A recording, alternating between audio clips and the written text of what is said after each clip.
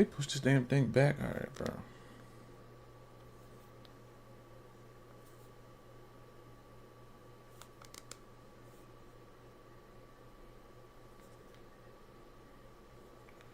All right, man. All right, what's good with y'all, man? It was supposed to start 11:20. They pushed it back to 11:30.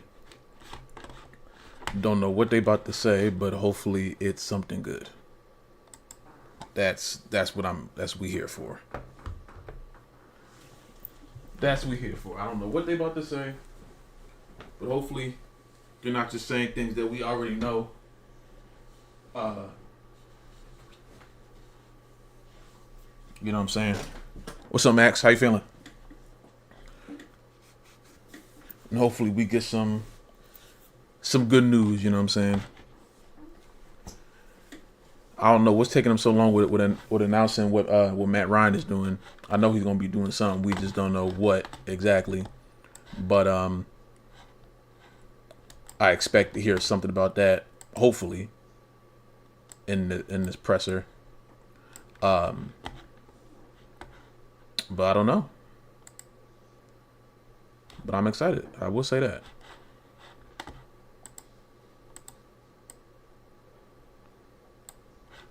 Go Rams. That's real. Go Rams. Dark Justice. How you feeling? Go Rams. That is real. Absolutely go Rams. The Panthers are going to be a first round exit, and I'm excited. Even though the Panthers did beat the Rams earlier in the year, so we can't just immediately look past them. But if Stafford finds a way to lose to the Panthers again, if he finds a way to lose to the Panthers again, give Drake May the MVP, bro. Give Drake May the MVP. If he finds a way, now I keep saying find a way. If he finds it, just give Drake May the MVP, bro. Rams get their get back. I hope so. I hope so because I'm seeing way too many Panthers fans acting like they're gonna go farther than maybe wild card if they find a way to beat the Rams. If they find a way, that's if. There's Panthers fans that really think they're gonna go all the way, and it's like you got in by a gift from another bad team, us. You know what I'm saying? You didn't get in because you were good. You got in through happenstance. Merely. You got in through pure happenstance. And now you're playing a team that is significantly better than you. You know? So, to be honest with you, I want to know who our head coach is because I did see that Raheem Morris apparently went to dinner with the Giants, which is very funny. The Giants might be in a worse position than we are if they're taking Raheem Morris to dinner and discussing. I don't know what they could be discussing, but I don't want to know. I don't know what Raheem Morris could possibly be telling the Giants. But I can tell you it ain't good. Every Giants fan I know, I'm letting them know, hey, do whatever you got to do to get out of that because you don't want that. You don't want that problem. Raheem Morris is not going to save the Giants from anything at all. I can assure you of that. All right, come on, y'all. Y'all sitting there prolonging everything. This better be good.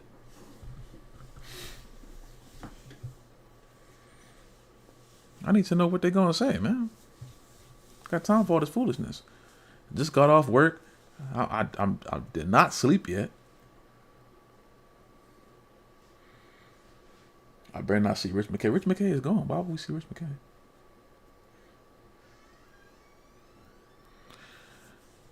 But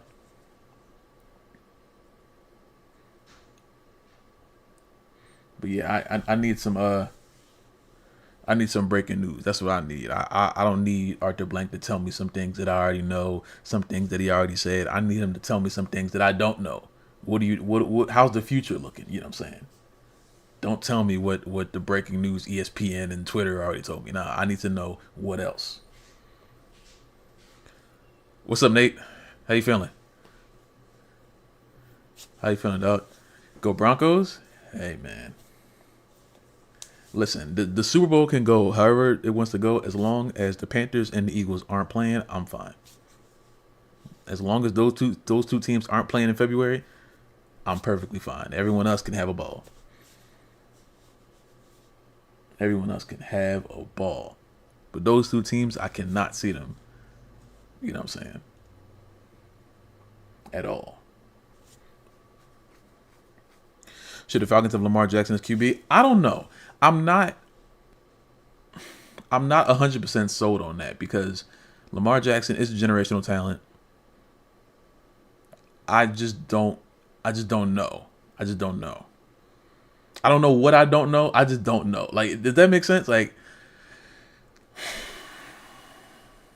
I would rather have a quarterback like Joe Burrow, who is like a pocket passer but can move if he wants to, besides like a run first quarterback like Lamar is. You know what I'm saying?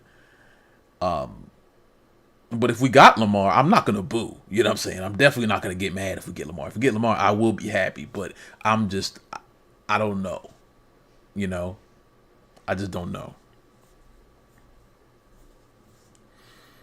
Patriots for me. Oh yeah, yeah. I don't know. Drake May has been having a good year, but or Niners can't stand them. I need the Niners to just win on Sunday. You know what I'm saying? I don't really give a damn about the Niners. You know what I'm saying? I just need them to win on Sunday. They'll be fine with me if they do that. If they find a way to let the Eagles beat them, then I'll probably hate them as much as other people do. You know what I'm saying? If that was the case, Falcons would have gotten Lamar 3 years ago when it was widely speculated. That is true. That is true. We definitely had a chance to get him. But, that wasn't going to happen. You know what I'm saying?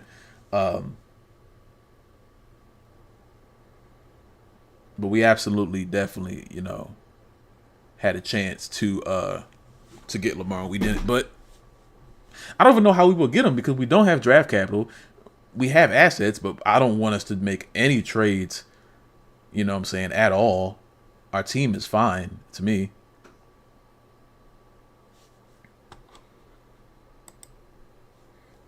You know what I'm saying? Yo, they take it too long. Where we at? Hey, yeah. Yo.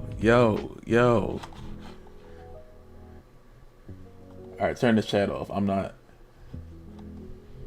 I'll just wait until the music starts.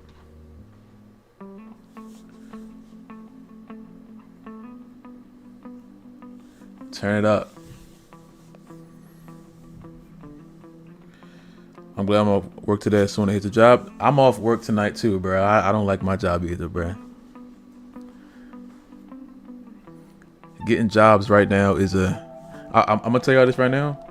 If you got a job, keep that job. I'm just saying that right now. If you got a job, keep it because getting a job right now is the hardest thing. I just got off of a job interview that I'm not going to do because I thought it was something, that it wasn't. You know what I'm saying? Like, getting a job in 2026 is going to be more difficult than it was last year. So if you got one, be blessed and just keep it until you have. Don't quit. I don't care what happens. Do not quit your job with no backup plan because it's tough, bro. I'm trying to tell you, as someone who has a job and is trying to find a new one, this shit is unbelievable. Lamar and Bijan Robinson, on paper, like on Madden, that sounds like a great day. But in real life, I just don't know. Lamar's just coming off an injury, it's just like, and when you have a quarterback like Lamar, the injury window opens up a lot more. Uh-oh. See, why didn't they call me to be in here? I would have been in here. Man, they need me in here. They ain't gonna ask the right questions. I'll be in there wilding.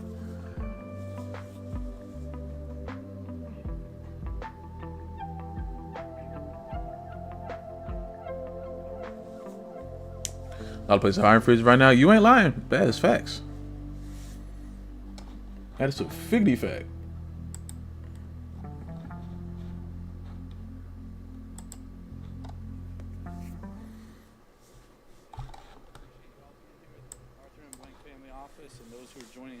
Stream. Before we get into questions, just a couple of housekeeping items. As you know, we have 3 open searches. There's a lot of reporting out there about the candidates and other things. Just want to confirm again that we will announce completed interviews once completed. I can't turn subtitles on. It's not letting me. Scheduled interviews. So once we've completed an interview for all 3 searches, we will announce those, and we will have press conferences with all of the selected leaders that will be joining our organization. So we're going to start now. Just important note, those interviews with the president of football Y'all hear everything? are starting today. Arthur has a full schedule of meetings and interviews today and tomorrow. So we're going to go for about 20-25 minutes, and we'll wrap up. We're going to go ahead and start with Mark Raimondi and Joe Patrick. We'll go from there. Wherever you are. Okay. Hey. The team finished on a 4-game winning streak, and there was some speculation that that might be enough to, I guess, keep the status quo. Why did that not end up being the case? You evaluate a team throughout the entire season, and in this case over a couple of years, but let's say this for this season. And, it was my conclusion as the season went on that we could not achieve or were not achieving at the level that I thought this roster was capable of performing at. It wasn't for lack of trying, it wasn't for lack of effort, it wasn't for lack of commitment. I have great respect and affection both for Raheem, who I've known for 11 years, and Terry for 5 years. The fact that the team won the last 4 games, I think is a credit to the players, a credit to the coach and coaching staff. But at the end of the day, I didn't think we achieved the level that we're capable of. And I think that it's an expression that I often use, that good is the enemy of great. And I think we're capable of getting to another level. So that was the reason we made the decision. Joe? It was not a light switch went on and off. It was kind of a phased process over time. An awful lot of factors that go into it. Arthur, over here. Joe Patrick, 92.9 The Game. I'll just ask simply, what went into ultimately the decision to let go of Terry Fontenot and Raheem Morris, both individually?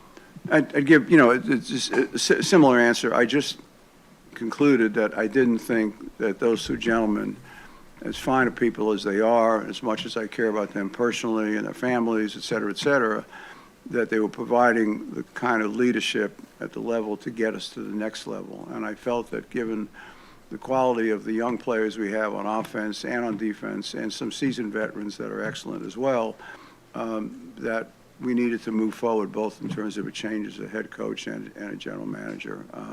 Very tough decision. It's a performance-driven league. All sports are, and certainly the NFL is no different than that. And so they understand that, and certainly I represent the fans. I've said this many times. I view myself as a custodian of the franchise for the fans. As they felt pain and anguish and frustration during the year, I felt pain and frustration and anger during the year myself. So it was a very thoughtful, balanced decision that took time to reach, but I think it was the right decision for us. And, fundamentally, we wanted to add somebody who's a president of football. And I was kind of clear on the titles, not football operations, it's president of football, because sometimes people could interpret that as being, well, they're responsible for the operations stuff, the backroom stuff, administrative stuff, but this person that we're trying to hire will be responsible for everything that relates to a football and grass. And so both general manager and head coach will report directly to that person, who will report to me. Ken? I guess I'll come and ask. John Harbaugh is available. Can you evaluate him as a potential candidate? No. I mean, John has been one of the most successful coaches in the last 20 years in our league. Has won at every level, and so he would certainly be a candidate we would want to spend some time with. Whether or not he would have an interest in Atlanta, I don't know.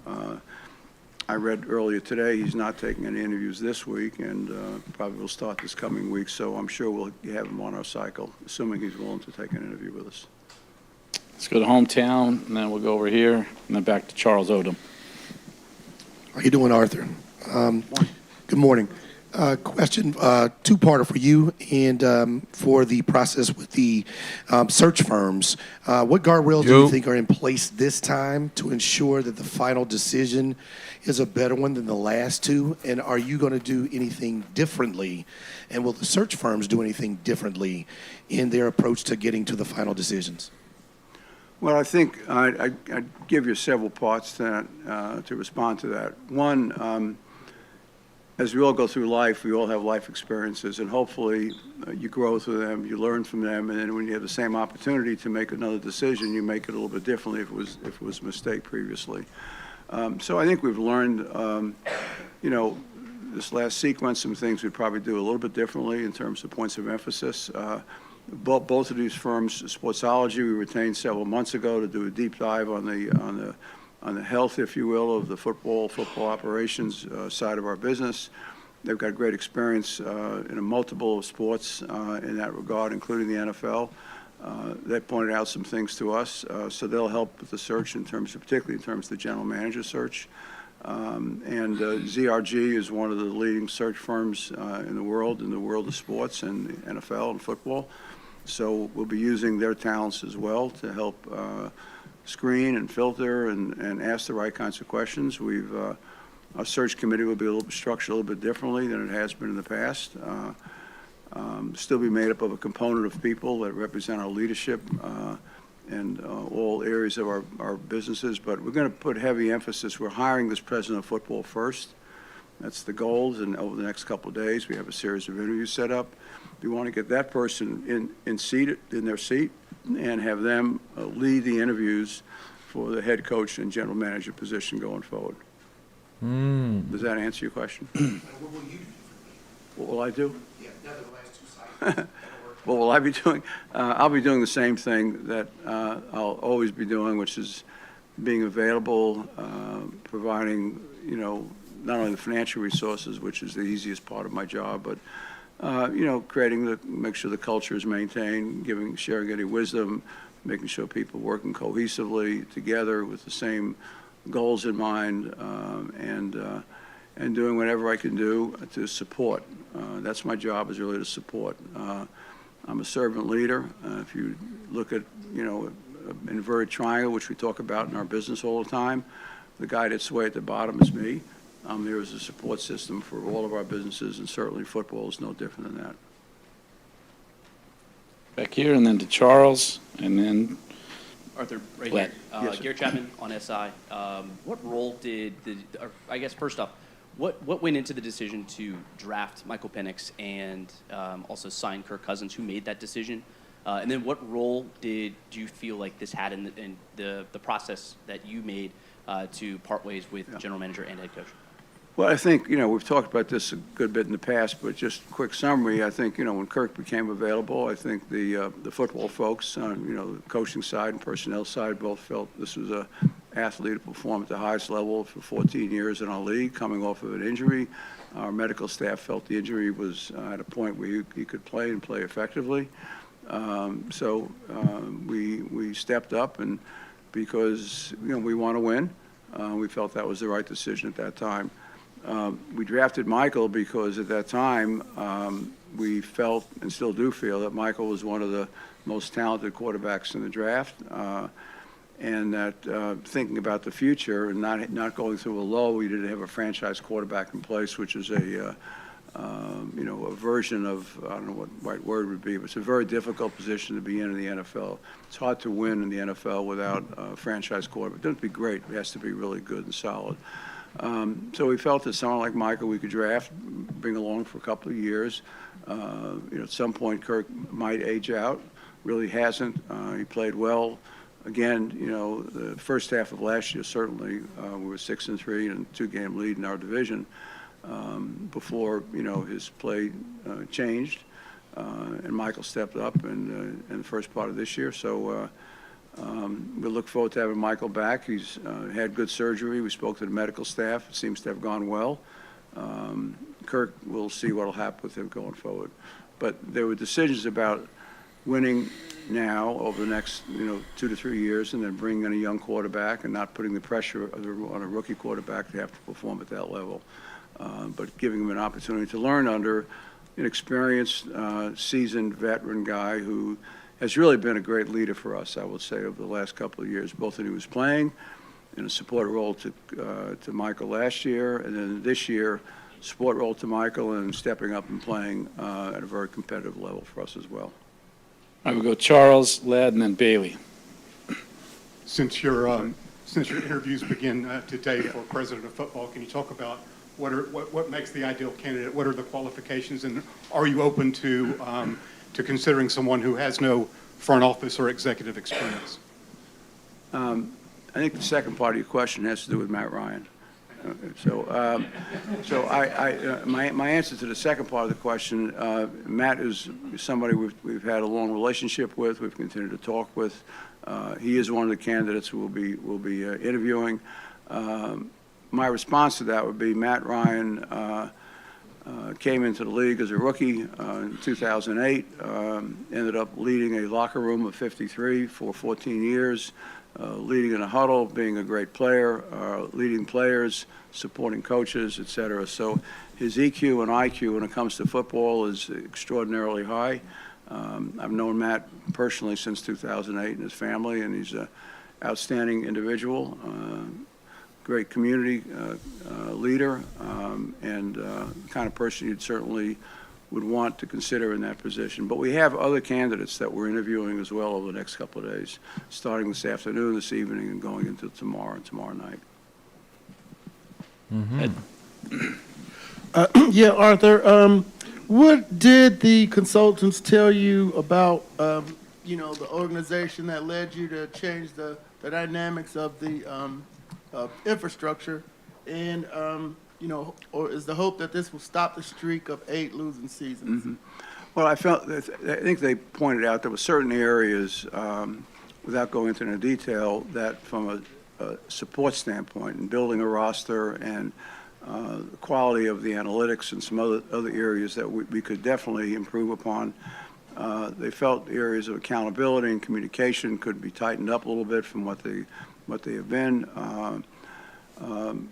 They spent a great deal of time. They interviewed close to 30 people, all one-on-one interviews with essentially everybody in the building, not with the coaching staff. With Raheem they did, and with Terry they did, but a lot of other folks they did. And they shared a very detailed report that was written with a lot of quality and drew certain conclusions, which I had a sensibility about myself before, but it was good to hear it confirmed as well. So that was all part of the process. But at the end of the day, the decisions were mine to make, and it was all part of the input that was important to me.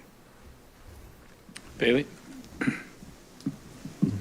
When you look at the head coach, I believe this will be I'm your sorry, seventh. I can't hear you. Can you hear me now? A little better, thank you. When looking at the head coach position, I believe this will be the 7th position you'll hire for head coach. What do you feel like has been lacking there, and what is something you're hoping this round in the hire you can bring an edge to hopefully get this right? Well, I think and we've gotten a lot of things right with a lot of coaches over the years. I mean, I look back at the period of Mike Smith and Dan Quinn and that, those years when we had no history of winning. We won consistently during that 12-year period of time. I think you learn something from every experience you go through, and try to fine-tune the model and try to refine it and make it clearer as to what your expectations are. Make sure there's clear communications, the same vision. You're holding people accountable. Holding people accountable in a performance-based business, which is what the NFL is really important. It's easy to say that. Sometimes it's hard to do that because you're in a foxhole every Sunday. There are bullets flying all over the place, some at you, some you're shooting. And so you develop this mentality of being together. So at times, I think that people, in my view, over 25 years in the NFL, there can be too much of a weight on loyalty and not enough of a weight on performance and holding people accountable Exactly. in a more reasonable period of time. But you have to be patient too, because you're dealing with system changes, you're dealing with new players, you're dealing with new orientations with players, moving them around. So Change for the sake of change is very penal in the NFL. You want to be very thoughtful about it, not only on a personal level, but because it can impact the team in a negative way. You'll find those organizations that have achieved in the NFL at a relatively high level, one of the things they have consistently is continuity, not just with ownership, but continuity at a head coach and general manager level. We're adding a third component to it now with the president of football, which we think will add another level of quality, another level of emphasis and execution that we haven't had in the past. We're going to go to Allison, then over to Terrence, then to Tori. Arthur, I just wanted thank to clarify. So do you believe that Michael Penix Jr. is the franchise quarterback for the Falcons and is a prerequisite for this new head coach to also keep Jeff Albrecht as the defensive coordinator with the way they finished? Well, two answers, two questions. I do think Michael is our franchise quarterback. The injury he sustained was on his other knee. The surgeon felt 1,000% secure in the medical procedure they went through, and they really felt his knee was going to be even better than it was before.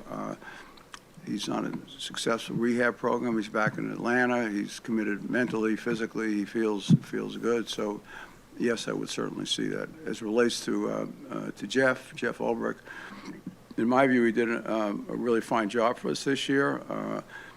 Certainly look at the record of sacks and just the overall performance of the defense was definitely better than it's been in the past. And you can't dictate to a new head coach, who their coaches are going to be. But I certainly would recommend to a new head coach that they consider Jeff based on his track record, not only here, but his track record before with us in Atlanta. Then he went to New York, and his experience there for certainly a couple of years was at the very top of the league, too. So, I would certainly recommend somebody consider him. But it's not something we can require or mandate. The right head coach is going to want to put together their own staff. And they'll be working closely in this case. It's not the president of football won't do the head coach's job, but it'll have a working partner who has great football knowledge in that position that they can help build the staff with. Terrence, Tori, then Josh Kendall. Yeah, Arthur, in the more than 20 years you and I have been talking, you've always been highly customer focused. Yep. So given all the no-shows the last 2 or 3 years, how much did that factor into your decisions, as far as the organization is concerned?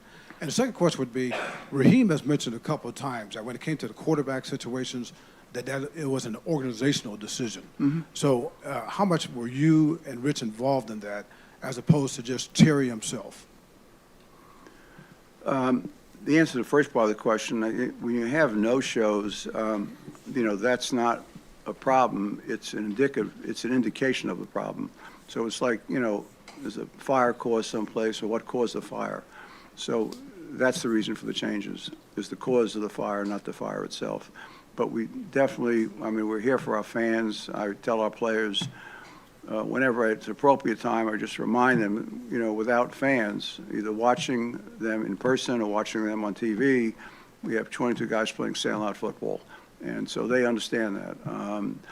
And so, and the fans give us more than the resources. They give us their time, their energy, their passion, their commitment, their family time. They give us a lot of things. So everything. We owe it to them to step up and make the right vocal decisions cords in their behalf. And I always view the fans as sitting on my shoulders, all of them, and looking at the decisions that I'm involved in and any thoughts that I'm sharing. What are the views of the fans? Doesn't mean they drive the franchise, but means they're obviously one of the major reasons we're here. Second part of your question was about, okay. Yeah, when you're making decisions, and I would say this is true for every owner in the National Football League. I know them all for a long period of time. When you're making significant decisions like the Kirk Cousins contract or probably who you're drafting in the first round, those kind of things, it becomes an organizational decision. I've been part of certain situations where that was not the case, and the result of that is never healthy. It's never healthy for the organization. So you want the organization to see the same vision, to buy into it, to support it, to all be in lockstep on those kinds of things. It doesn't mean you agree on everything. It means you have healthy debate before you make the decisions, but once you make them, you move forward. together in support of those decisions. So it wasn't dual Terry? No, I mean, we would never have a situation in my 25 years, so I don't think it'd be healthy any place in the NFL or any organization for one person to be making a decision that's going to affect everybody in a variety of ways at a fairly deep level without input and guidance and shared wisdom from other people. At the end of the day, somebody has to make that final call. And I understand What up, Malik? How you that, feeling? But it's not normally going to be one person. Tori, Josh, and then Gabe. Kind of to that end, when it comes to the president of Football Row, I know we kind of talked around it a little bit, but what led to the decision to add that to the organizational structure, and what are attributes within an individual that could lead to success within that role? I think one of the Now on the reasons TV. we felt it was necessary is that, I'm not involved on a day-to-day basis in our football business. I'm involved, but not on a day-to-day basis, and shouldn't be. Because I have authority doesn't mean I have the knowledge. So we can never confuse the two. And if you get a leader who's in that position, they get confused, they can really make some bad decisions. So I've never been confused about that. So we wanted somebody else to have input and guidance and hold the accountability and work closely with the head coach and general manager to build their capacities, the coaching staff, and building a roster, making sure it's consistently held within the vision that we have for the team, how we want to play ball on the offensive side of the team, on the special team side, on the defensive side of the ball.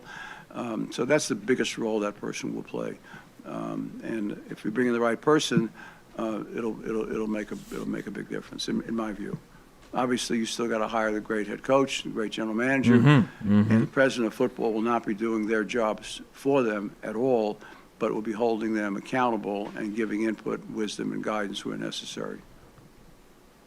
Josh? To make sure I'm clear, Yeah. the quarterback, the fact that the Kirk Cousins, Michael Penix sort of dual additions didn't work out or haven't worked out the way you'd hoped through the first 2 years, was that part of the factor in firing Raheem and Terry? No. I mean, this is and that's a clear no. This is a performance-based business. I mean, I'm disappointed the way we ended this last year. I mean, this the year before this current year. But, we ended up not performing well at the end of the year. We were in a strong position. This year, there's a lot of peaks and valleys, too many peaks and valleys, too many That's levels. facts, Malik. We're not That's consistent facts. throughout our play. So it's a combination of things over a period of time, but it had nothing to do with the decisions that we collaboratively made about Kirk Cousins or about Michael Penix. And to make sure I'm clear, the new president of football will be the final say Yes. on draft picks, on roster construction, Well, on... I gave you a quick answer, yes. You don't want, you're not going to find a head coach at the level we want to seek or a general manager at the level we want to seek that are going to cede their job to a president of football. And you're not going to find a president of football who is really a balanced leader and a thoughtful leader who wants to do the job of other people working for them. They arguing about Kirk in the comments. I mean about Penix in the comments. The general manager will do his job. The head coach will do their job. They both will be accountable to the president of football. So there'll be dialogue, exchanges, ideas, et cetera, et cetera. But at the end of the day, you want the head coach and general manager to have the final say in their areas of responsibility with the input and guidance from the president of football. And finally, forgive me, given, your track record with Rich McKay, was it a difficult decision for you to sort of fully remove him from the Falcons' decision-making process? Well, I mean, Rich has a long storied history in the NFL. It goes back well over 30 years, but with us, over 20 years, and we won a lot of games. No good. He was our general manager. I understand that. He was part of that whole transition. I understand that. He's moved on to a whole bunch. I'm kind of other 50-50 really on him, important not gonna lie. things for us. He's CEO of AMBSC. So what does that mean? It means that he's involved in the World Cup. He's involved in soccer, both Atlanta United and the new NWSL team. He'll be involved in a lot of community things. He chairs the Metro Chamber this coming year. I've done that once in my life in 2001, and that by itself is almost a full-time job. It's breakfast, lunch, dinners virtually every day, community meetings, leadership, things of that nature. So he's got a very full plate, and he will continue to serve as co-chair of the competition committee for the National Football League. So, and complete support of our Commissioner, Roger Goodell, in that regard. Go to Gabe, and then we'll wrap up with Carl and Chris. There are now 8 head coach openings. Say again? There are now 8 head coach openings, and some of these candidates are going to have options. Mhm. What do you feel separates this team in this situation from the other vacancies? I think it's a really good question. I think what separates us, and somebody will have to make a decision on their own judgment about the quality of the ownership, et cetera. But that is always a factor. I would say that generically, not because I'm sitting here, but to That's a people fair who are assessment. in a head coach, GM position or position Very of fair. football, president of football, versions of that. And there are a number of those around the NFL that exist in 3 or 4 or 5 other teams now. They want to know they have stability at ownership. They want to make sure the ownership is committed financially, emotionally, culturally, and provide the support that's necessary for them to be successful. I'm sorry, the second part of the question, I apologize. No, just how do you feel your situation? Okay, yeah, so, and I look at our roster, and I look at the young players we have on both offense and defense. We had a really great draft class, in my opinion, this last year. We've had some other players carried over from a couple of years before that. So I like both sides of our roster. I like some of the seasoned vets we have as well. I love our stadium, voted #1. We need a mobster around States here. again for Get some fan experience, and that's not some damn unimportant. wins, It's man. important to the players to have fans show up. Goes back to Terrence's question earlier. Players hear the fans, they see the fans, they want the seats filled.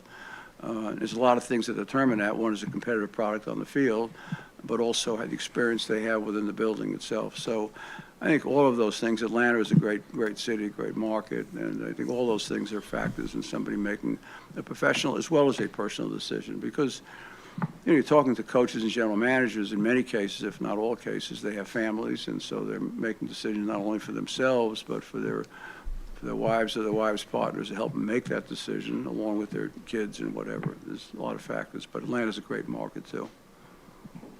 Oh. Sorry.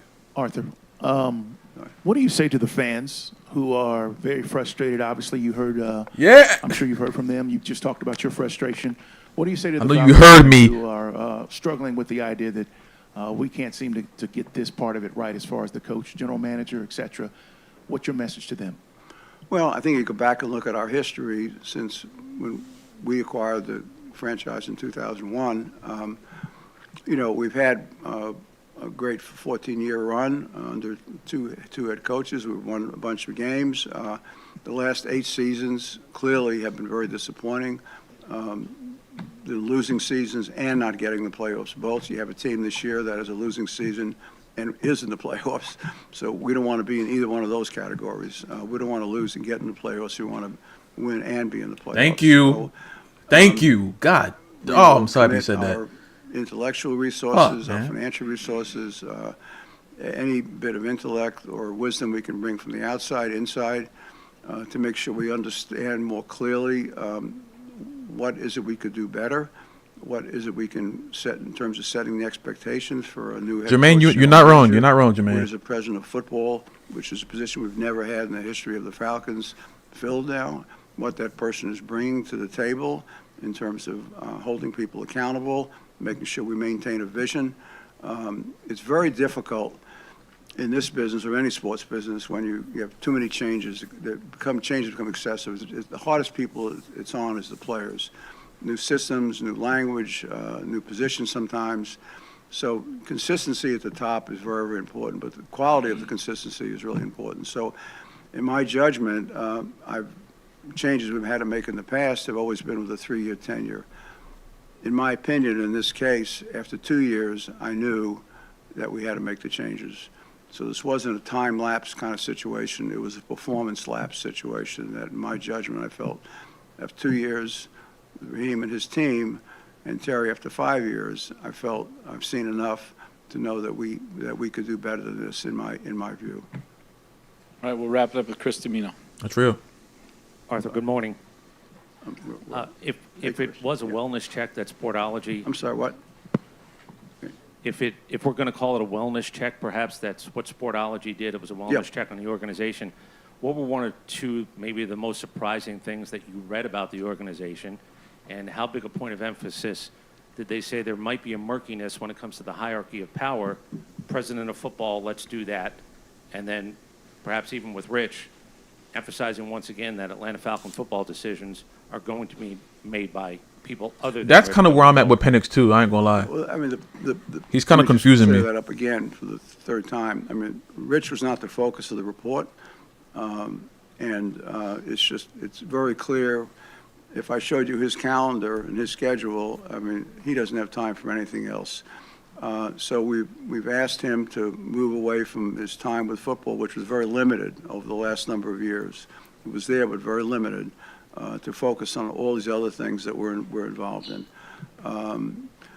I think the big things coming out of the report, I said this earlier, was that, we have to have a consistent vision that everybody in the organization understands in terms of how we want to play the game consistently. You can go around the NFL, and there are certain teams, I don't want to name which ones, but you all probably can in your own minds, that if you would project 5 years from today, how do you think that team will be playing, what the points of emphasis will be in that 8 team? long-ass years, You man. probably could pretty well predict, the kind of ball they'll be playing. It might be changed a little bit. We're gonna talk about it after this over. Essentially. We need to have a clearer vision on offense, defense, and teams, how we're going to play, and then have a coaching staff that understands that clearly, have a GM that understands clearly how do you build players, bring them into the roster that match that system and that philosophy, and hold people accountable for their results and their decision-making and their performance. It is a performance-based business. It's a high-risk, high-reward kind of nature. That is the industry that we're in, and that's what we've chosen to be in, and we love the opportunity to do that. We have to make sure we represent all those values correctly and represent our fans the way they would expect us to. Not impulsively, but thoughtfully. But once decisions are made, you don't measure 3 years, 2 years, 1 year. When you see the facts come to you and you draw a conclusion and make a conclusion based on solid information, you make that decision as soon as you can. Hence, after 2 years, we've decided to move on from Raheem and staff and Terry and his group. Can I just go back? Was there anything surprising in their report of findings that? I would say that one of the things that I probably was a little bit surprising was the lack of clarity about the vision for the team, and that's in any business, in any industry. We don't have clarity around vision about what you're trying to establish and trying to build. You could end up with a lot of disparate parts, everybody moving in different directions, and that means you're not only unsuccessful or partially unsuccessful, but you can be very inefficient.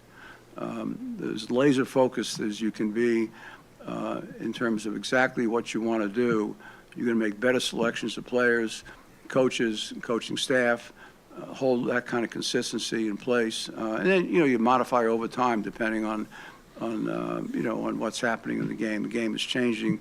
The NFL has definitely moved to a more focus on offense and defense over the years. But you got to, particularly when it comes to the playoffs, teams that have really great defenses do well. All right. Thank you all for being here. We've got to get Arthur off to interviews and meetings. Thank you. Thank and you all. we'll I keep you appreciate it. posted. Again, final word to the fans. Thank you for your patience, your support, your own wisdom collectively and individually. And we promise you that we're 100% committed to bring us back to the level that you would expect us to be at. So we appreciate that. Thank you all.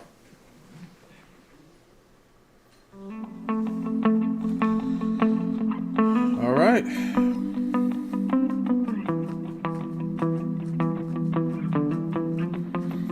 I think that went well.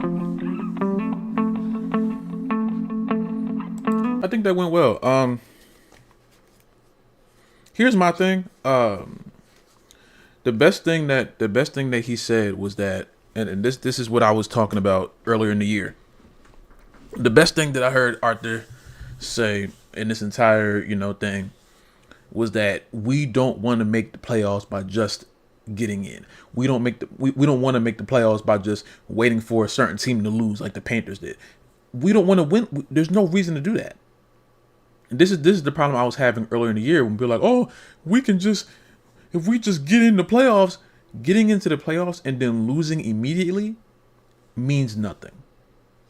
If the Falcons were in the same spot the Panthers are, and we go in there and let's just say we just lose by 50 to the Rams or something like that, what was the purpose? Oh, we broke the playoff drought, and then what?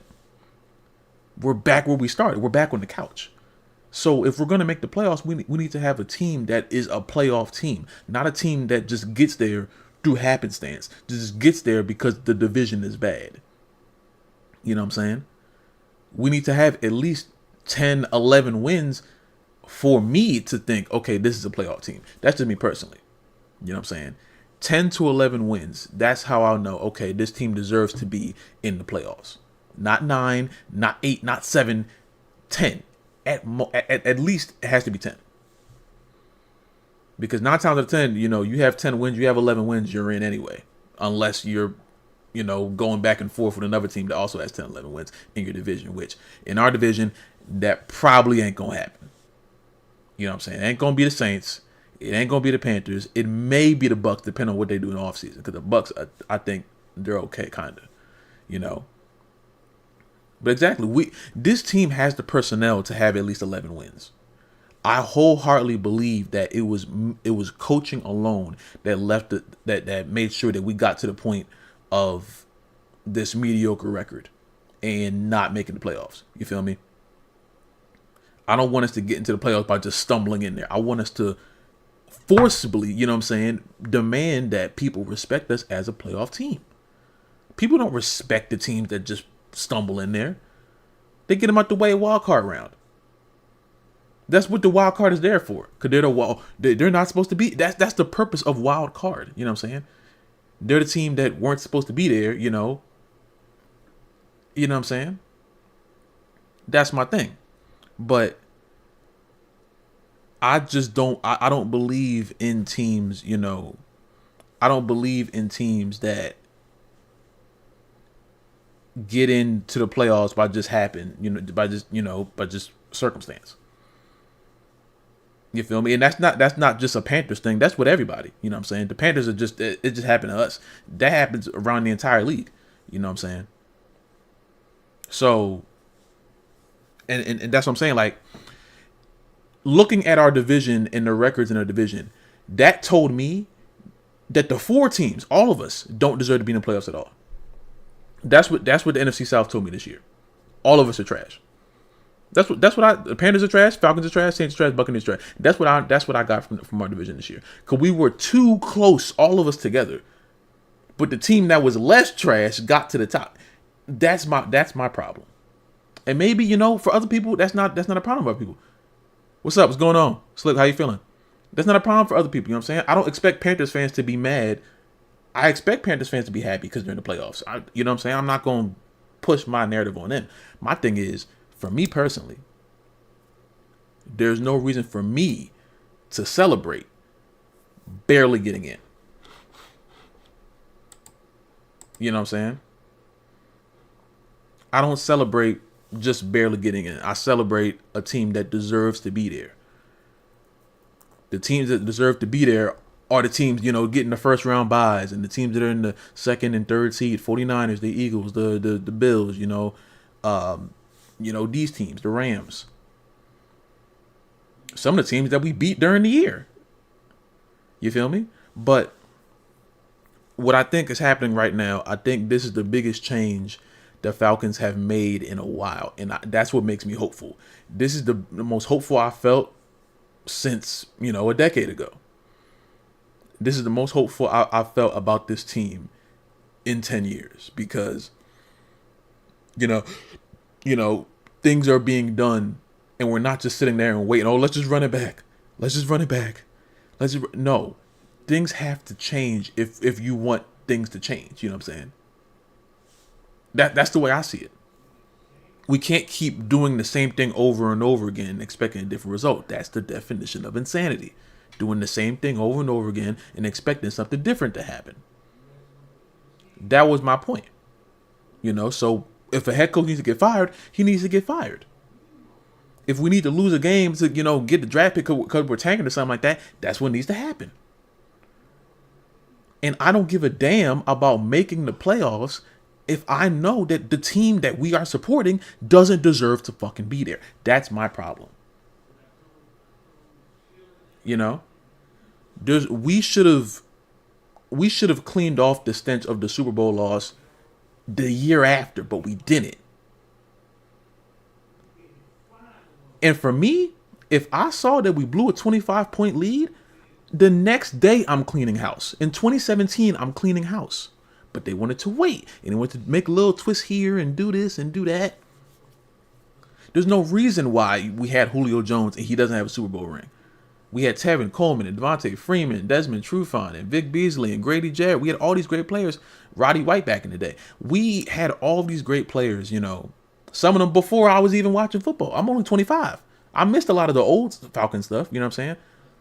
The dude that was before Dan Quinn, Mike Smith, I wasn't alive for that. My first head coach for the Falcons was Dan Quinn.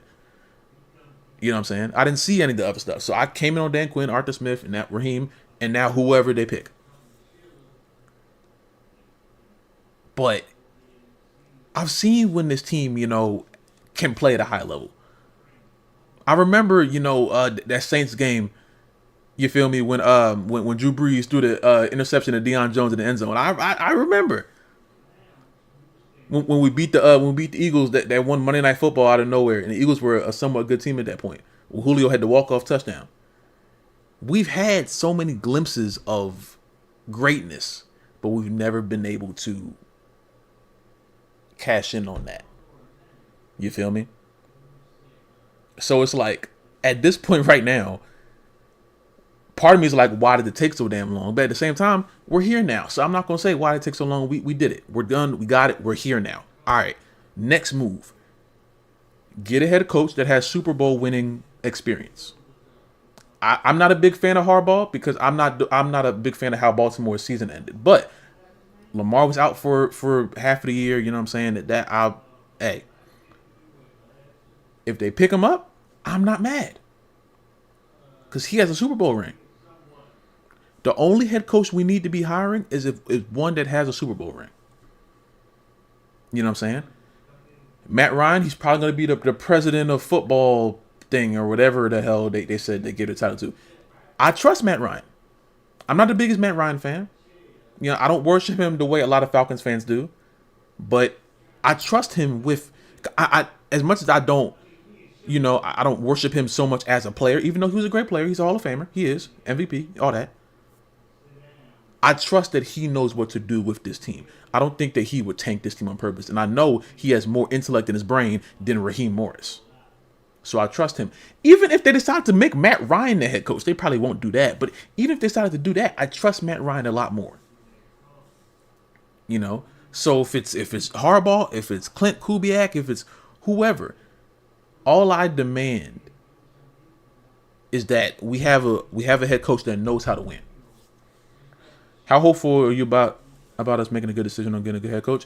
I'm about 90% sure that we're going to make a good decision. And I'm only that sure because we're building up the people around, like Matt Ryan, people like that.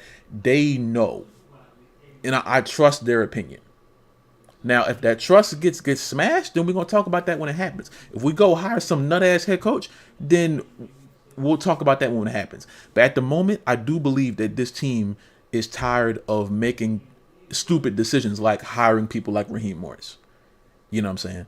I do believe that they're going to do something to force us to be a better team next year. I don't think they're going to hire a head coach unless that head coach is blatantly telling you they have to have a plan, a strategy, or something. That's when I know, you know what I'm saying, we're going to go somewhere. But I have about 90% belief in this team. 90% belief in this team. You know what I'm saying? In this team's front office, I'll say. So let's talk about winning. I would love to talk about winning. What if the Falcons were to hire Matt Ryan as the head coach and he turned out to be worse than DeJohn Moore? And then at that point, that's going to lead into my anger with Matt Ryan. But I don't know. I can't imagine him being worse than Raheem Morris. If he was, that would be catastrophic. I feel like Raheem Morris is rock bottom. You know, Raheem Morris is like our Marcus Mariota of head coaches. You know what I'm saying? So, like, I can't imagine Matt Ryan won't know when to call a timeout. I can't imagine Matt Ryan not be able to explain his opinion on a loss or when we're going. I can't imagine that. So if it happens, that's going to be like a crazy thing to experience. We talk about that when it happens, but I can't visualize that at the moment. You feel me? If he is, then we'll talk about that then. But at the moment, I wholeheartedly believe that he is better. He's going to be better, even if they decided to go that route with him. You know, we need to hire Jim again. You know what I'm saying? I'm not mad at that. I'm not mad at that at all. You know, I'm still a little confused on the quarterback thing because they restructured Kirk, so it seems like Kirk won't be our quarterback next year. Penix is going to be out for a lot of next year because he got injured late this year. So that's what I wanted. What are we going to do there? You know what I'm saying? That's the clarity I didn't get in this. The quarterback decision still is a little hazy for me because if you restructure Kirk to like prepare him to move him, but Arthur Blank already said that he's all in on Penix, but Penix isn't going to play a lot of next year. We need a quarterback. You feel me? You see why you keep saying the Falcons should be winning Super Bowl rings? I've been saying not like people don't see me. I'm tending to, as I'm saying, like, you know, it would be different if we didn't have the personnel to win the Super Bowl ring. I wholeheartedly believe that Bijan Robinson is the best football player in the league right now. I wholeheartedly believe that. We've had Bijan Robinson is going to go down as an all-time Falcon of all time. Some would say he already is.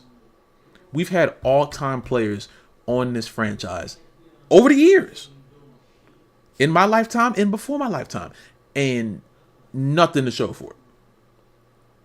You know what I'm saying? Xavier Watts, as a rookie, is one of the best safeties. What? We broke the record in sacks this year with James Pierce and Jalen Walker. And they're young. They're not even in their prime yet. And we get nothing for that? We have nothing to show for that? That's a problem. That's a problem. Kyle Pitts is on our team, and we barely threw him the ball this year. And people say, oh, we should trade Pitts. Why? You didn't throw him the ball. And then when he had that last game, when he had that really good game, 3-4 weeks ago, he had that really great game. Oh, Kyle Pitts is good. Yeah, we know. Throw him the ball. Huh? They talking about Kyle Pitts is washed while he's just running cardio all game. Throw him the ball. He ain't throwing the ball all year. Now he's throwing the ball. Oh, he caught it. Yeah, we know. He's a good tight end. He always was. He came in from college without dropping a pass at all. That's why we picked him up. That's why our offensive coordinator should be gone. But he's still here, so I'm, you know. How do you feel about us going in next year with sorry-ass Kirk for at least the first half of the season? I'm not excited about that. I want Kirk off this team. I feel he's a has-been. Is he sustainable? Yeah. But I do feel like that we deserve better than Kirk Cousins right now. Kirk Cousins isn't going to win a Super Bowl. And at this point right now, we need someone who's going to do that. And Kirk Cousins isn't that. That doesn't mean he's the worst quarterback of all time. That just means I don't believe that he is going to be that level of quarterback for us. And that's what we need right now. I want to see the changes tied to the talking. I need to see it talking, not talking. As I'm saying, like, you know, at this point right now, the only thing they can do is talk because the season is over. But I do expect next year to be different. At least I hope so. But I do have a lot of hope. I didn't have hope before. As soon as they fired Raheem, my hope for this team went up all the way because I didn't think they were going to do it. Like, you guys know how much I want him to go. I didn't think they were going to do it. That's what that was making me more mad as the weeks went on. I was getting more angry because it was very obvious that he didn't know what he was doing. And it seemed like no one cared. Now I see that someone cares in the slightest. All I want was someone to show me that they gave a damn. That's the only thing that I wanted. And they showed me that. That's the only thing I wanted. Arthur Blank finally showed me that he gave a damn. Thank you. Malik Willis, Kyler Murray, trade for Mac Jones, or draft a QB, or Russ. Those are the options. Please no Russell Wilson. Please no Russell Wilson. Kyler Murray, not opposed to it. Malik Willis, not opposed to it. Mac Jones, I don't know that much about Mac Jones to make an opinion about that just right now.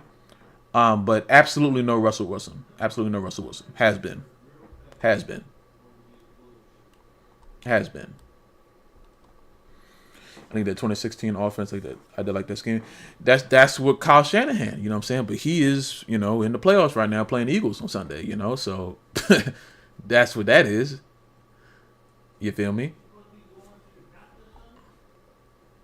Arthur Blank tired of losing. He been losing since the last Super Bowl. For real.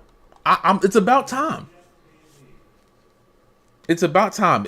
I'm happy that it took him an entire decade to realize that this team should have been gutted immediately after 2016. We should have been gutted this team. Now they want to go through all this gut. We should have been gutted this team. That's a guttable offense. Blowing a lead in the last quarter of a Super Bowl, blowing a multiple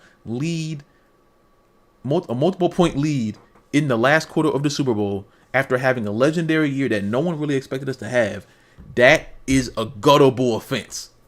And they didn't do it. They waited and waited and waited 10 freaking years. You know what I'm saying? I don't know who should be the head coach in offense. I don't know. That's my thing. I don't have an assessment on the head coach thing right now because I just don't know. I just don't know. There's so many different options, but at the same time, the Dolphins just fired their head coach, today. I don't want him, but there's so many different ways you could go about that. And to me, what I think, should have happened too, I think we should hire more past players to help us. People like Michael Vick. I know he's in college, but Michael Vick, Roddy White, Tony Gonzalez, Julio Jones. I think we need to pick up a lot of people from the Falcons history because, I trust them. They're football players. I would trust that they know how to do the operations of football. You know what I'm saying? That's what Arthur Blank said as well. He was like, Arthur Blank has all the resources. He has the money, he has all this stuff. But when it comes down to play-by-play, we need people who know the play-by-play stuff. And the play-by-play, the people who know that are the people who are playing. You know what I'm saying? And I'm happy Arthur Blank, acknowledged that. You understand? I'm very happy that he acknowledged that he doesn't have all the answers. I'm very, very, very happy he did that. God bless you as well. God bless you as well. We all need God in our lives, man. All need God in our lives. Yeah, man. It's just, this team is too damn good on paper. This team is too damn good on paper to be fighting for a mediocre spot in our division. We should have been at the top of our division.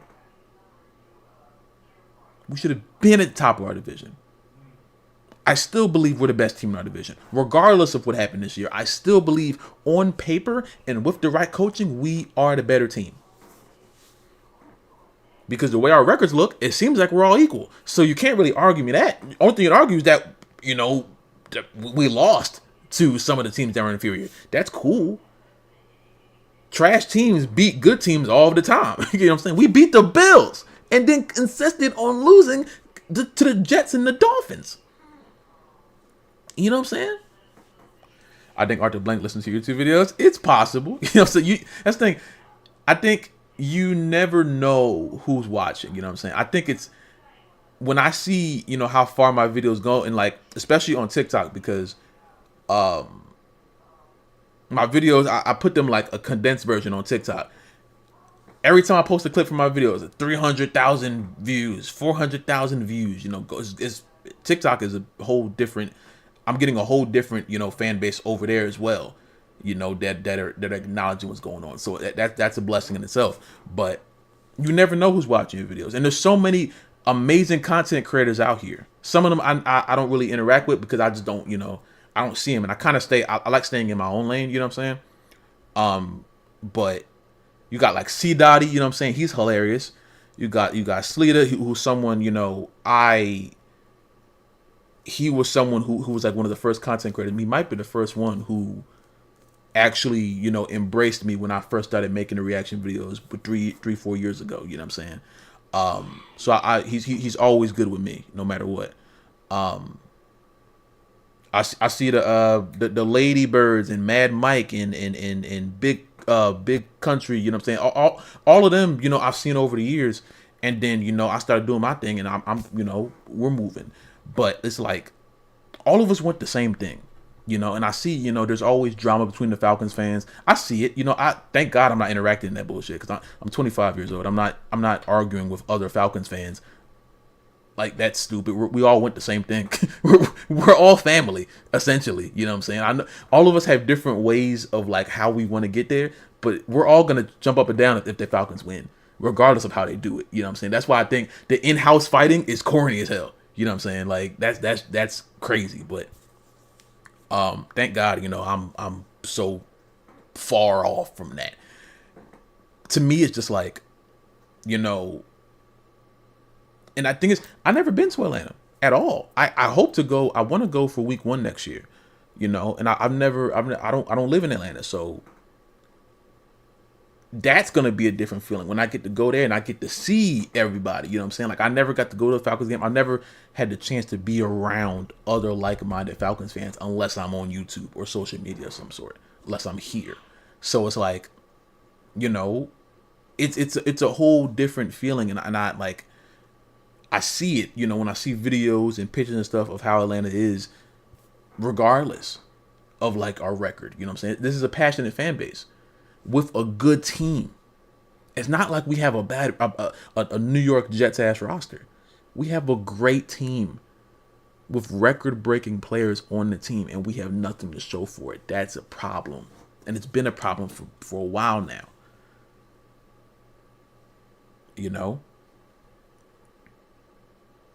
But yeah, after a while, the talk is for us, the fans. We can't do nothing. You know what I'm saying? The talking is for us to do. People like Arthur Blank and everyone in his circle and they're the people who have to go out there and execute. Only thing we can do as fans is watch and talk. We can't do anything else and hope. That's our job. Everyone has a job they're supposed to do, and our job is that, making theories, thinking of, what I'm saying, trying to find different ways to, that's if the Falcons are such a talented team, then why do we keep wasting every year, every time we lose? I don't know. I do not have an answer for you for that. I wish I did. I don't have an answer for you for that because it's honestly one of the most confusing things I've ever seen in my life. Like, it doesn't make any sense. So I genuinely don't have an answer for you. I don't know. Were you around when the Patriots in 17 in the Super Bowl? Well, yeah, I was watching at my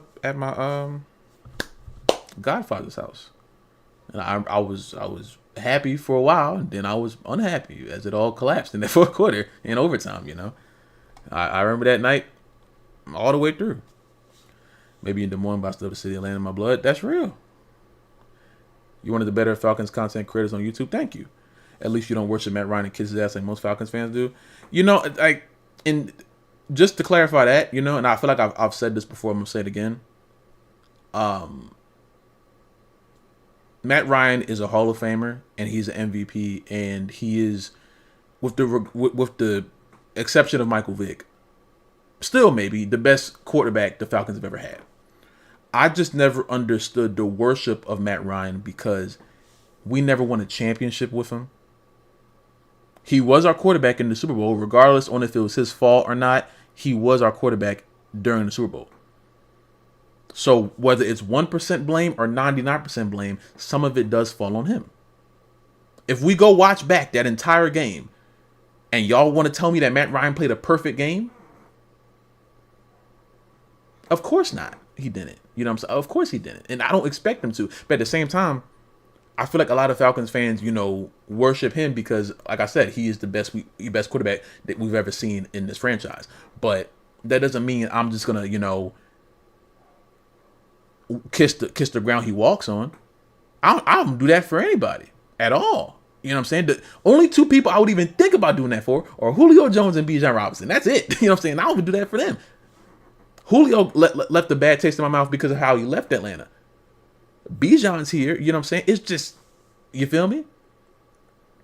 One of my priorities, give Bijan Robinson a blank check and say, here, give him the keys.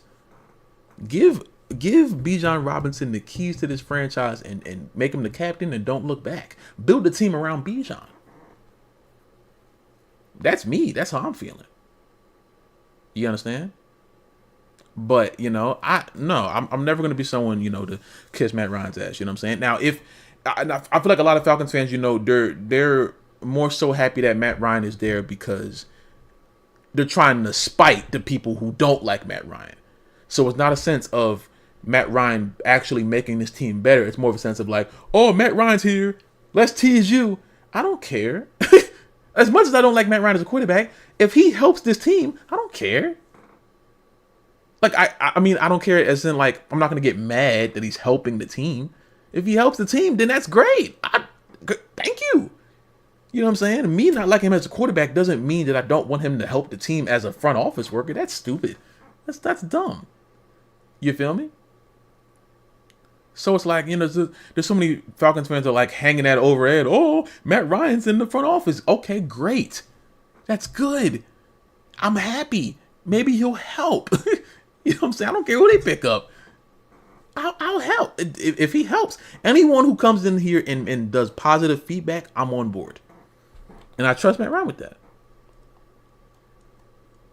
You know? I can't understand why someone wasted time to argue with the tiniest, unimportant, insignificant thing with fellow Falcons fans. It's childish. It is. It is. We need a QB that can stop standing in the pocket, read defense, and run into nobody's open. That is true. That is true. That's true. Penix needs to learn to read the middle of the field. That, you know, and that's the thing. Penix is a young quarterback, so I can't really jump on him too much because he's super young. You know, he's super young. If Matt Ryan hadn't fouled at the Super Bowl against Tom Brady, Atlanta would have their first title in franchise history, and that would have ended Atlanta curse forever. That's true. But the thing is, hindsight is 20/20. You know what I'm saying? All of us know what could have happened because we know what didn't happen. It's easy to say what we could have did or what should have happened because we know what happened for real. You know what I'm saying? So it's very easy to be like, oh, you know. But at the same time, it's like, we got to deal with what we got. And right now, we have the biggest glimpse of hope that I feel like we've had in a very, very long time. I think it's funny that Jim Kelly's in the Hall of Fame when he lost 4 Super Bowls in a row and has no MVP. Meanwhile, Matt Ryan played better in this one Super Bowl, has an MVP, and has better stats in areas. Yeah, I think Matt Ryan's going to be in the Hall of Fame as well. You know, I can't imagine. I feel like every league MVP, if you've won at least one MVP, I think you deserve to be in the Hall of Fame. Because winning MVP is a very hard task to do. So, like, if you won at least one league MVP, if you won 2, you're a shoo-in. But if you have one, you absolutely should be heavily considered to be in the Hall of Fame. Because, like, you were the most valuable player of the entire year out of the entire league of players, different positions and everything. That's an extremely hard task to pull off. You know. Yeah, I'm Rich McKay. I'm very happy. You know what I'm saying? Now, I would love if they fired Zach Robinson too, but somehow he's sticking around. That's something that does worry me. He's still sticking around, and I don't like that. I don't like that. If we're gonna clean house, clean house. Take everybody out the house. Don't leave. No, if you're going to take everybody out, get everybody out. And Zach Robinson has a lot to blame this year because he's been calling the same 3 plays all year. So he ain't. You know, he ain't safe either. He should be going too. I don't want to see him next year either. Matt Ryan statistically is better than quite a few. I cannot read. Than quite a few QBs who are in the Hall of Fame. Absolutely. You know, he absolutely is. He absolutely is. You know, a quarterback that most people won't like scoff at. You know, most people won't get angry if he was on the team in his prime. But it is what it is. You know, he didn't win us a championship. So why am I worshiping him in this way? I don't have a reason to. You can like whoever you want to like. You know what I'm saying? It is what it is. You be a fair player, whatever. But I never understood why I'm supposed to have Matt Ryan's propaganda all on my wall. What did he do for us besides win a league MVP? You feel me? I think they want to wait till the new head coach fires Zach Robinson. That would be nice. I want to see you happy next year. I want to see us happy next year. Forget me. I'm one person. I want to see us happy next year because this is a big team thing here. We're a team as well. Us fan. I want to see all of us. I don't. As much as people think that I enjoy the screaming and all that stuff, I don't, because it's frustrating. It's energy consuming. I don't like my team being the laughing stock. I don't like not getting respect from these other teams around the league. I don't like that. I don't like that we have so many, fans that are so happy with caring about small things like, oh, we got to beat the Saints every year. Meanwhile, we're both trash. I don't give a damn. Is it fun to see? Yeah, cool. But Super Bowl or beat the Saints, pick one. You know what I'm saying? Like, that's like beat the Saints or win a championship. Let's talk about what means more here. You feel me? Give a damn about a rivalry if we're both trash. Like, what, bro? You're tripping. Priorities. Priorities are important. Zach Robinson should have been fired along with the other three, so why is still around unless he wants another chance? I don't give a damn what he wants, to be honest with you. I wanted him to call more than 3 plays all year, but he didn't do that, so he didn't do what I wanted. Why we gotta do what he want? I bet he would be a Hall of Fame lock if he was on the Cowboys. The market influenced the Hall of Fame induction, so biased. Objectively, Matt Ryan has the numbers to get in when compared to the other QBs in the Hall of Fame. Yeah, the Falcons aren't a very, they're not a high market team. They call the Dallas Cowboys America's team, which I don't know how they are, but whatever. They're not us as Falcons, we're not a very marketable, mainstream team. We're not the Lakers or the Celtics or the, Patriots or the Cowboys or, the Steelers or something like that. We're just the Falcons. And we can change that, though. We're the closest to changing that. We haven't been this close to changing that since the second quarter of the Super Bowl. We haven't been this close to changing the entire culture of this team since the second quarter back in 2016.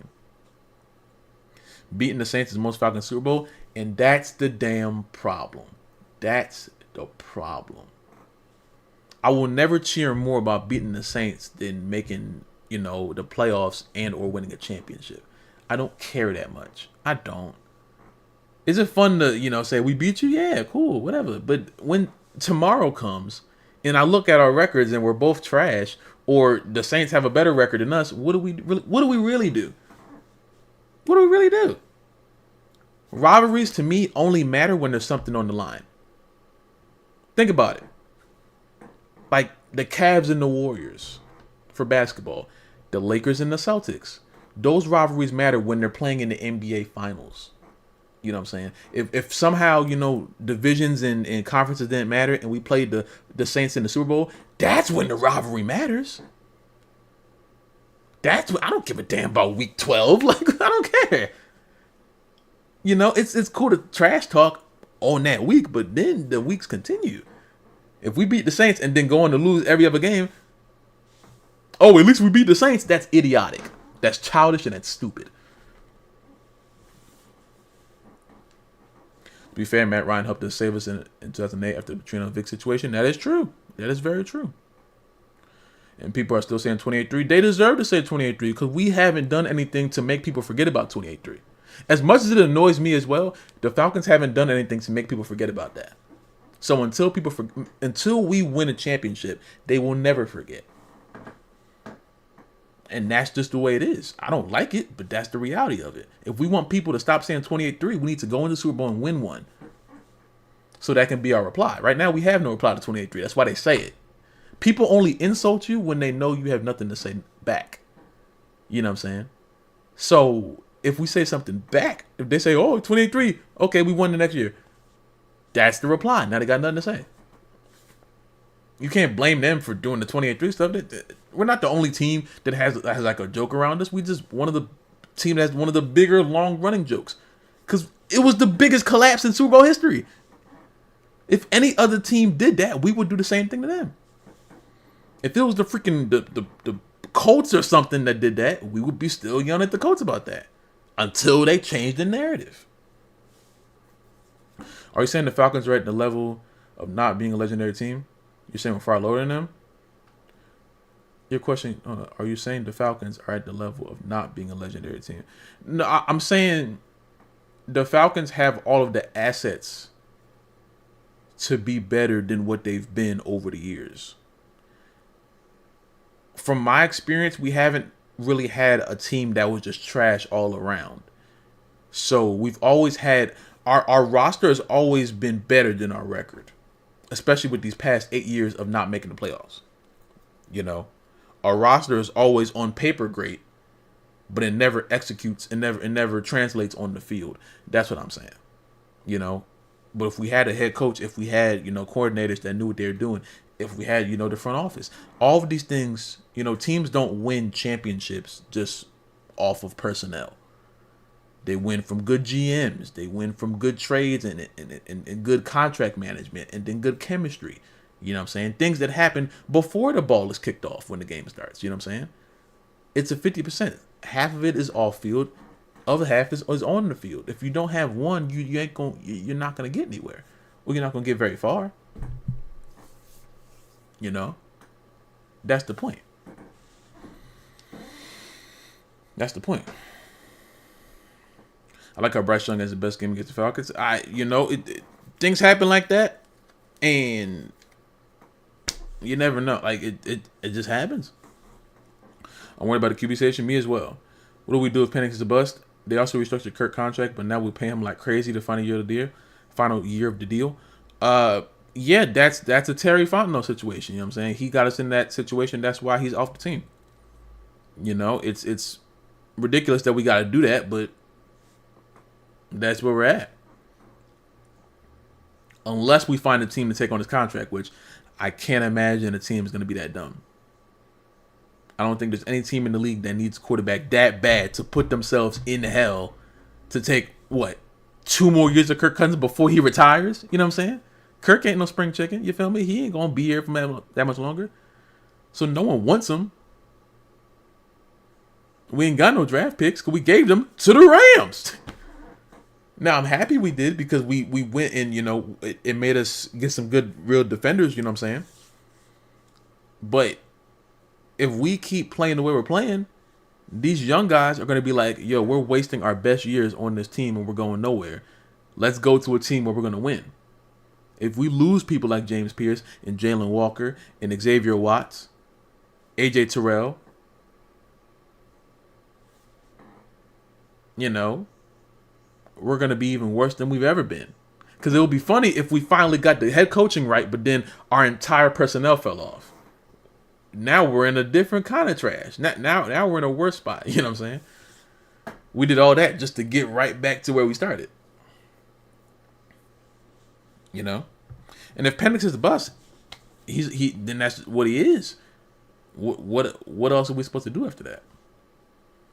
There ain't much. The Falcons should not get rid of Cousins unless they want to financially screw themselves. Yeah, the penalty getting rid of him is too high. We've got to keep him till the contract expires. That's facts.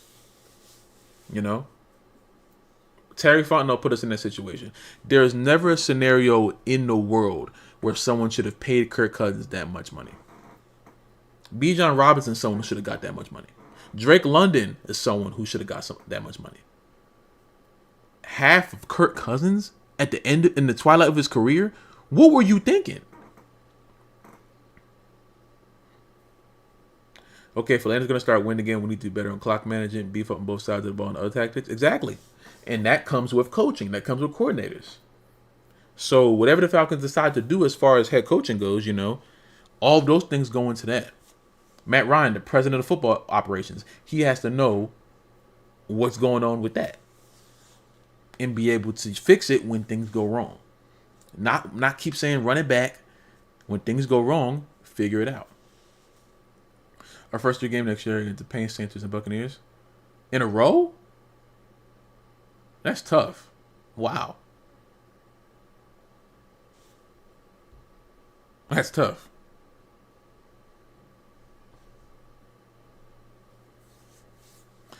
but not, yeah, like how do you even? I can't. I don't know what was going on in their brain. Not signing Kirk, paying him an unbelievable amount of money like that. What did you expect to get out of a old, coming off of an injury Kirk Cousins? That has to be top 10 most stupid moves I've ever seen done in sports history. It has to be. Give an aging, injury-ridden quarterback all of the money you have. For what? For what? Away also? Damn, that's crazy. Sheesh. I want to go to the first home opener. Hopefully I'll be able to make it to Atlanta for the home opener. That's what I would like to do. I feel like the energy in there is going to be nuts. I feel like the energy in the arena is going to be better than like any other time. You know what I'm saying? Because a lot of people are feeling like we're starting to turn the corner for the first time in a decade. You know what I'm saying? Please find Zach Robinson. I think they will.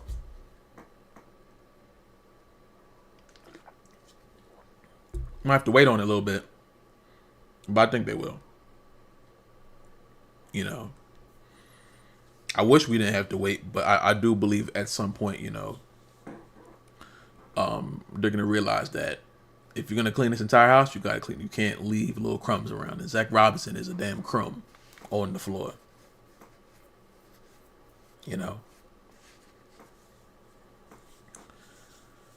Yeah, they already. It's like you made the bed, you got to lay in it. You know what I'm saying? Kirk Cousins, you made the bed. The fans didn't tell you to do that. No one told you to do that. You did that out of your own stupidity. You have to take that on the chin. You got to.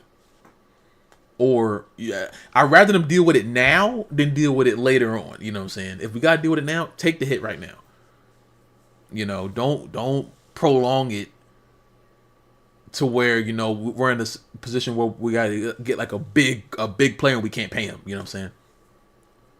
Thank you, Trey. I appreciate you. Thank you for watching. I appreciate you for real. Mr. Uday, what's going on? How you feeling? Does Zach Robinson know anything that running out of the shotgun and pistol? That's what I'm saying.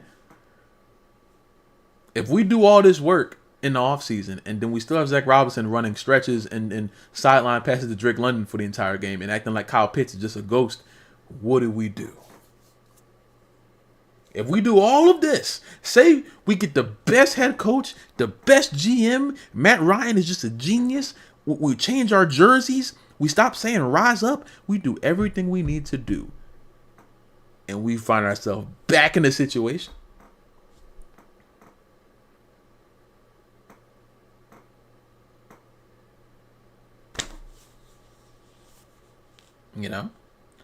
Do you think Zach Robinson will be better at the Falcons hire offensive minded head coach? Possibly. We have what's his name? We have Ulbrich, you know what I'm saying? We should keep Ulbrich. So we should I'm not mad at getting an offensive minded head coach. The last time we got to the Super Bowl, do y'all remember why we got to the Super Bowl in 2016? Because we were outscoring everybody. Our defense was okay. We had Vic Beasley and Desmond Trufant and Deion. We had certain players, but they weren't outstanding. They did Grady Jarrett. Grady Jarrett was outstanding, but we had certain players. We got to the Super Bowl that year because we were scoring more than everybody. That's why we won that many games. That's why we made that far of a push, because no one could stop us on offense.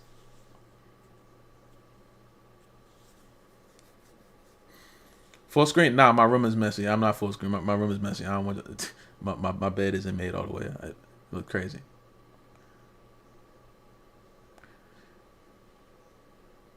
If John Harbaugh lands a job in ATL, then the Benz will be filled to the max. If Beats bring him here, hey man, we start saying swag surfing as a new slogan. I think our new slogan should be win the damn game. That should be our new slogan. Win the damn game. I don't want no rise up, fly, Falcons fly. I don't want no school. Win the damn game. That should be our damn slogan. I don't want no catchy tune. I don't want no re. I don't want no fight song. We're not good enough to have a fight song.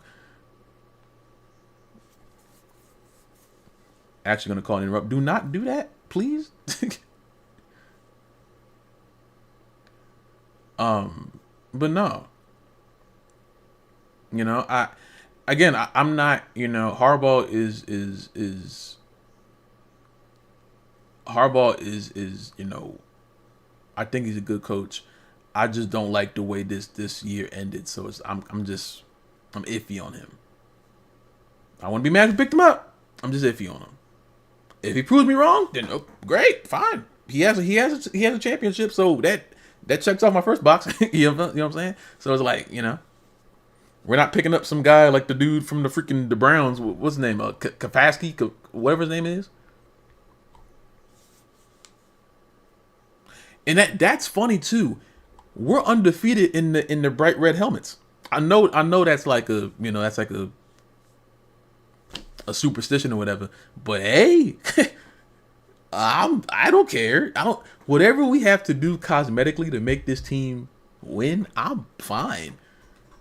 I'm perfectly fine with that. I don't care. We want to go back to the retro jerseys, cool. You know what jerseys I miss? I miss the 2019 Color Rush jerseys, the all red Johns. Oh, those were football jerseys right there. Heineke to the Saints. Oh God, Heineke. Taylor, I hate him. He's the worst. He's worse than Marcus Mariota and Desmond Ridder. I hate that guy. Fucking Heineke. Ugh. But yeah, man. That's the, you know, that's my main problem. But it's like,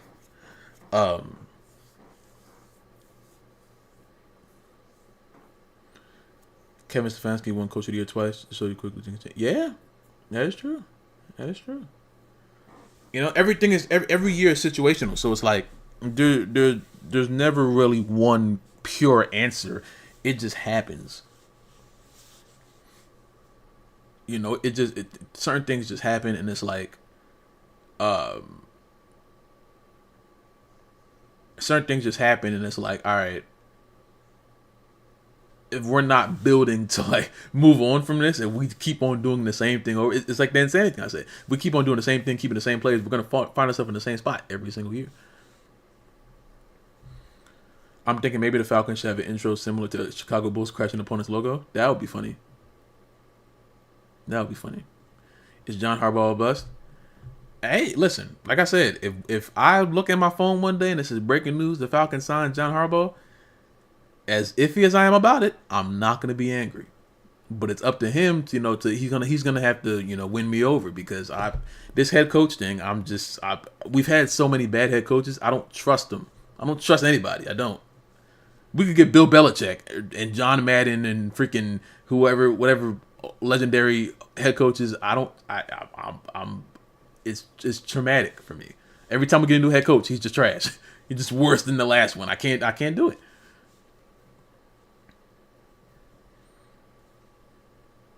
We should do a red helmet and red uniform. That looks like 2017 Color Rush. Yeah.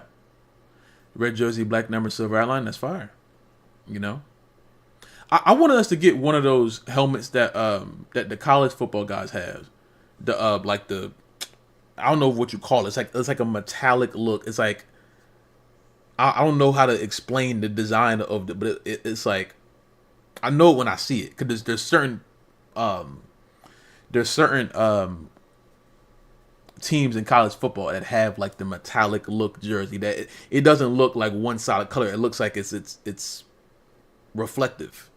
Like a reflective red helmet, you know what I'm saying? If I knew what team I'm thinking of, I would look it up, but y'all know what I mean.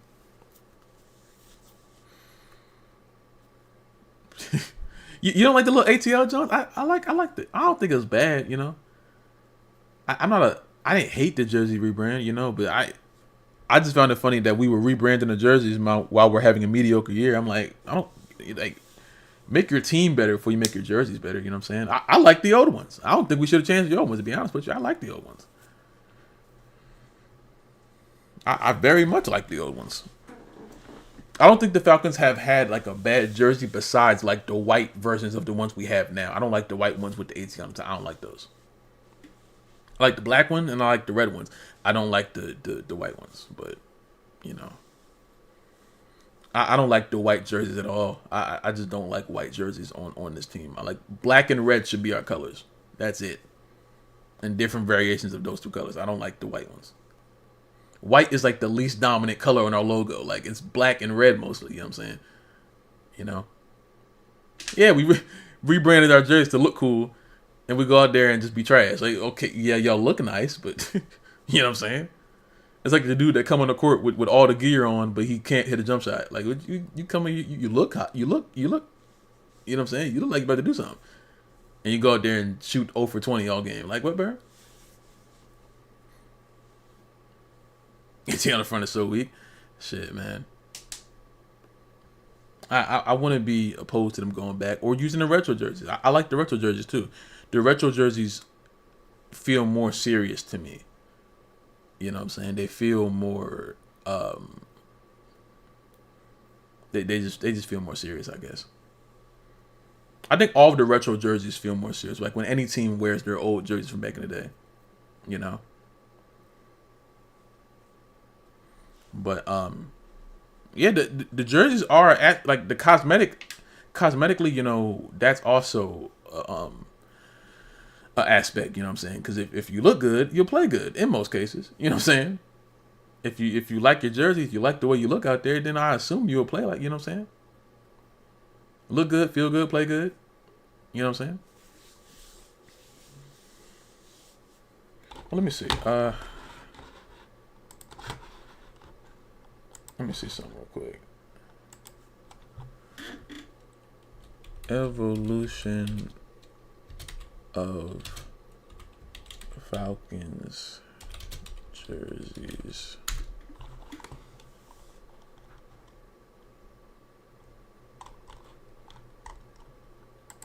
So I say.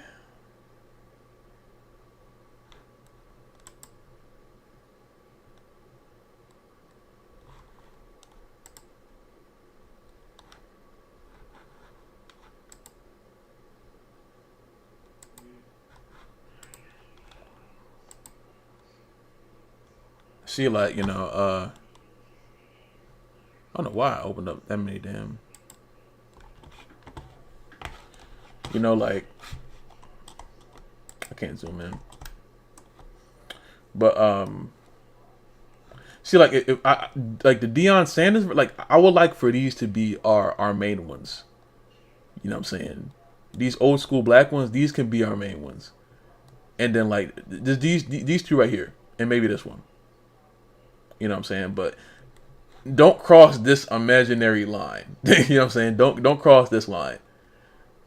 I think the only time we should ever bring these jerseys back is if we play in the Super Bowl. That's why I always imagine that. Like, I always imagine years after, you know, the 2016, when we finally make it back to the Super Bowl, we wear the jerseys that we lost in. I feel like that would just be like a great, you know, and the thing is we have to win that game. You know what I'm saying? We would have to win. But if we ever make it to the Super Bowl again, I think it would be just a great bow on our story for that year if we wore the jerseys where we lost in. You know what I'm saying? I think that would just be a great visual for all Falcons fans, you know. Falcons are 16-3 in the red helmets. That's crazy. Yeah, it might be time for us to just only wear the red helmets. You know what I'm saying? I don't know why that works, but listen, I'm willing to try whatever works. I don't care. You know what I'm saying? Whatever makes us play better, I'm cool. I'm perfectly fine. You know what I'm saying? That ain't no thing to me. You know. But yeah, man. Shit is crazy. Is there a throwback to the blackface mask, the new logo? Maybe it's just like change it, make it sleeves. Yeah, you know, I think the more retro it looks, the better, to be honest with you. I would like it if it looked a lot more, you know, a lot more retro, a lot less modern. Because modern, it turns to like minimalistic and then it doesn't look good. It's just like, you know. I went to college for color theory, so I'm like super sensitive to color. Like, I went to college and I learned, I studied how color makes people, you know, how it affects people for 4 years. And it's just like now I'm super hyper aware of like how certain colors, you know, look on TV and certain shit like that. Like, it's just, I hate it. But, you know, this Falcons team, they need a personality again. We don't have a personality. We have no personality. We have no character. It's just, we're the Falcons and we suck. You know what I'm saying? Back in the Deion Sanders day, we had a character. We had a storyline around this. Now it's just, we're just out there. We're just trash. You know what I'm saying? We don't even have like any like super mainstream players that are like, you know, changing shit. And I really do like these two. I really do like those jerseys too. But Color Rush. These, bro. Oh my gosh. Oh.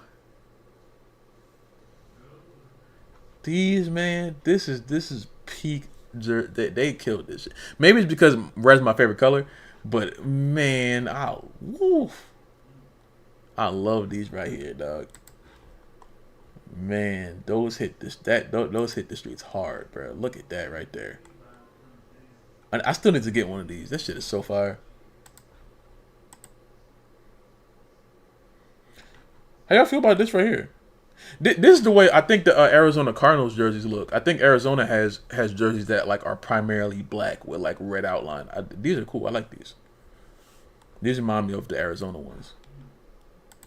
I've always liked Arizona's jerseys too. 2016 was such a great year, but look, I think they really hit with like 95% of these Color Rush jerseys. Not almost like 95% of the Color Rush jerseys were absolutely fire. They killed that shit. And then this, like this, only ones I like here are like the red, like the top red, and like it fades into the black on the bottom. I like that. But the rest of them, we can get rid of that. The only ones I like are these right here. How long you been a Falcons fan? As long as I remember, as long as I've been watching football. What made you a Falcons fan? The first football jersey that my dad got me was a Michael Vick jersey. Cause my dad is an Eagles fan, but he, for some reason, got me a Michael Vick jersey. And once I figured out what football was, I was like, whoever's team this is, that was my own football jersey I had. So I was like, all right. And I was like 7, 8 at the time. So I was like, all right, well, this is my team now. And that's just the way it's been. You know? It was very simple. I didn't have no like cool story. That was the first jersey I got, so that's the team I stuck with. You know. But yeah, I think, you know, that should be something that we do right before the season starts. Like, we have our head coach, we have our GM, we have everyone ready to go, and then we have one more press conference like a week before week 1. Like, you know, we're gonna rebrand one more time. We're going to bring it back to retro time. You know what I'm saying? We're going to just get the feeling back. You know what I'm saying? Maybe it's because we left the Georgia Dome. Like, there's certain things, you know? Even though I think our arena is probably top 3 in the entire league, just of, like, the state of the art, like, the way it looks. It looks freaking like a freaking monster. It's an amazing arena. You know? But, you know, I think we need to get some college football designers to come into the NFL and, like, you know, make some new jerseys, because it ain't nothing right now. You know? But that's all I got, man. I got to go to sleep. I got off work at 7 in the morning. I still didn't sleep yet, and I'm very hungry. But it was good talking to y'all. You know what I'm saying? If anything else happens, you know, I'll upload a video. If anything happens while I'm asleep, when I wake up, I'll be there.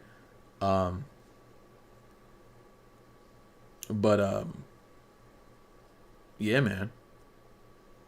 Falcons have never worn the red pants and the socks from the 2020 rebrand. Probably because the jersey stripe not matching the patch stripe.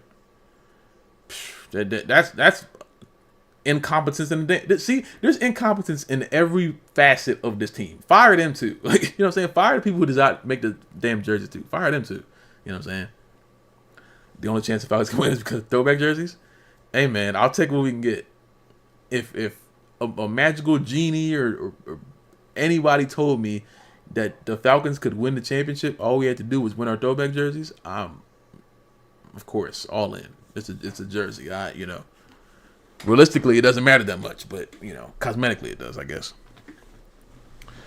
But yeah, man. Any other news? We'll be locked in.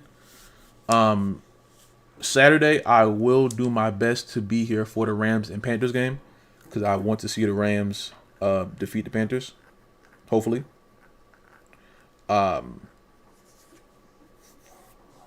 Cheer for the Texans. I can do that. I go live. My pick to win it all this year. Breaking news. My pick to win it all this year. The team who I want to win it all. Chicago Bears. The Chicago Bears have won me over. I want the Chicago Bears to go all the way. That's my team that I believe in. Chicago Bears.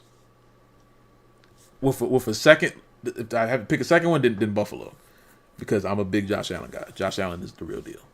But I would love if the Chicago Bears went all the way. I would absolutely love it. They've given me a lot of entertaining football this year. And Caleb Williams is the real deal as well. He's going to be even better. But I really like the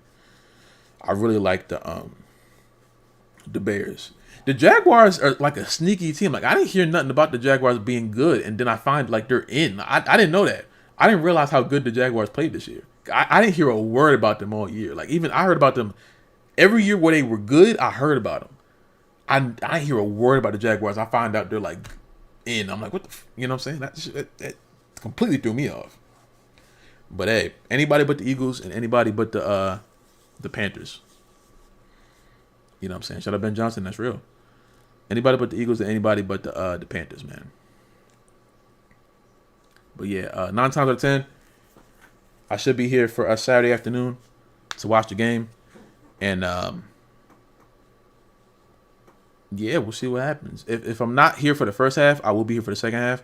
I can't imagine. Saturdays are tough for me because I sleep most of the day because I work that night, so they're kind of tough for me. But we'll see what happens. Y'all will see me in some way, shape, or form on Saturday. I'll just say that. And yeah, man.